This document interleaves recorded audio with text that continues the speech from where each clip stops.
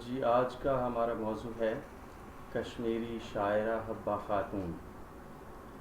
افسانوی کردار کی حامل حبہ خاتون نے اپنا بچپن زعفران کے کھیتوں اور چنار کے سائے تلے گزارا۔ اس کے دلکش آواز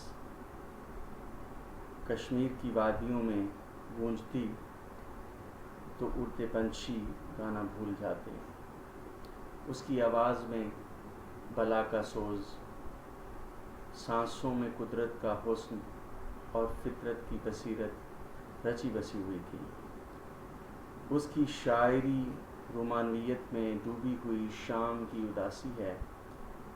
اس کے ساتھ اس کے کلام میں زمانے کا درد، حالات کی تلخیاں، وقت کا جبر اور قدرت کی ستم ظریفیاں بھی شامل ہیں۔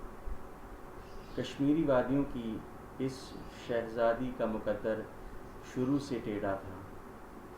ایک بد ذوق لکڑہارے سے بیاہی جانے کے بعد اسے اہل سسرال سے سوائے غموں اور تکلیفوں کے کچھ نہ ملا۔ آخر بے گھری مقدر ٹھہرا۔ پھر وہی وادیاں،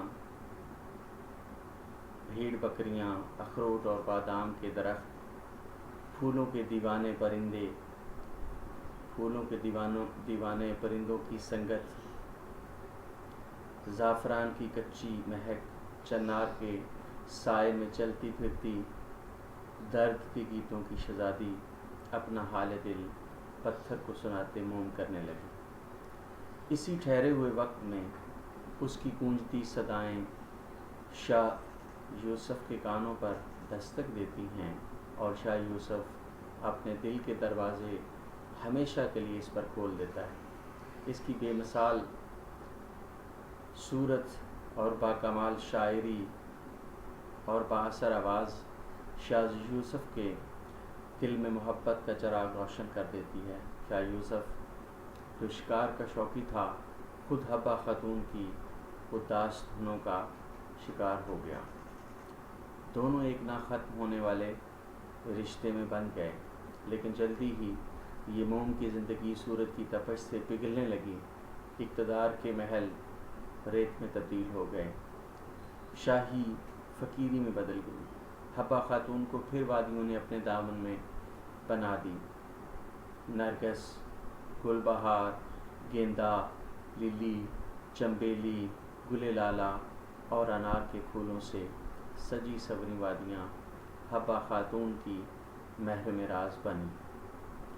آبشاروں، ندیوں اور جھیلوں کے شفاف پانیوں کی پاکیزہ آوازیں حبہ خاتون کی شاعری میں سنائی دیتی ہیں۔ اس کی شاعری میں سب سے بڑا پہلو انتظار کی کیفیت کا ہے۔ وہ ہمیشہ اپنے محبوب کی منتظر نظر آتی ہے۔ انتظار کی یہ بے قراری اور اضطراب اس کی پوری شاعری میں پھیلا ہوا ہے۔ وہ کہتی ہے، اے میرے محبوب، میں بے صبری سے تیرا انتظار کر رہی ہوں، جلدی مجھ سے ملو۔ کبھی وہ پکارتی ہے کہ اے میرے پھولوں کے عاشق، آؤ کہ ہم تازہ کلیاں جمع کریں۔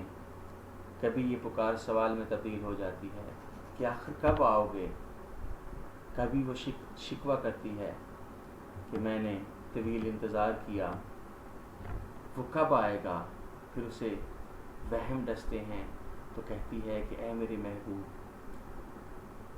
تم نے مجھ سے دوری کیوں اختیار کی؟ اسے یقین دلاتی ہے کہ تم میری واحد محبت ہو اور میں صرف تمہارے بارے میں سوچتی ہوں۔ پھر استفسار کرتی ہے کہ بتاؤ، تم نے ہمارے گھر جانے کا راستہ کیوں ترک کر دیا ہے؟ اسی کیفیت میں مایوس ہونے لگتی ہے تو خود کو تسلی دیتی ہے، اے میرے محبوب، تمہیں ضرور کسی رقیب نے کوئی لالچ دے دیا ہے جو تم مجھ سے ملنے نہ آ سکے ہو۔ اسی طرح اپنی دیوانگی اور وحشت سے محبوب کو آگاہ کرتی ہے کہ میں تمہاری تلاش میں صبح سے شام تک وادیوں میں سفر کرتی ہوں۔ میں نے کیا قصور کیا ہے جو اتنے پتھر دل بن گئے ہو؟ یا تمہیں میری آنکھوں سے بہتے آنسو نظر نہیں آتے، آخر بتاؤ تو صحیح کہ میرا قصور کیا ہے؟ میری جوانی کا سورج غروب ہو رہا ہے، جلدی آؤ اس سے پہلے کہ اندھیرا چھا جائے اور تم وادیوں میں گم ہو جاؤ۔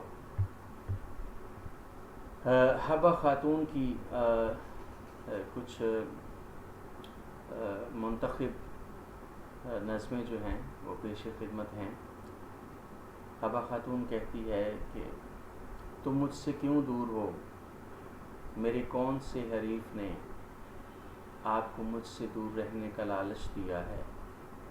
تم مجھ سے کیوں دور ہو، غصہ اور دباؤ کو بھول جاؤ، تم میری واحد محبت ہو۔ تم مجھ سے کیوں دور ہو، میرے باغ رنگی میں تم آؤ۔ تم مجھ سے کیوں دور ہو، میری محبت، میری واحد محبت، میں صرف آپ کے بارے میں سوچتی ہوں۔ تم مجھ سے کیوں دور ہو، تم نے آدھی رات اپنے دروازے کو کھلا رکھا، آؤ میرے دروازے میں داخل ہو۔ میرے زیور، تم نے میرے گھر جانے کا راستہ کیوں ترک کیا؟ تم مجھ سے کیوں دور ہو، قسم ہے میری محبت، میں آپ کا انتظار کر رہی ہوں۔ رنگین لباس میں ملبوس ابھی میری جوانی پوری طرح سے پھولوں میں ہے، تم مجھ سے کیوں دور ہو۔ اوہ نشانے باز،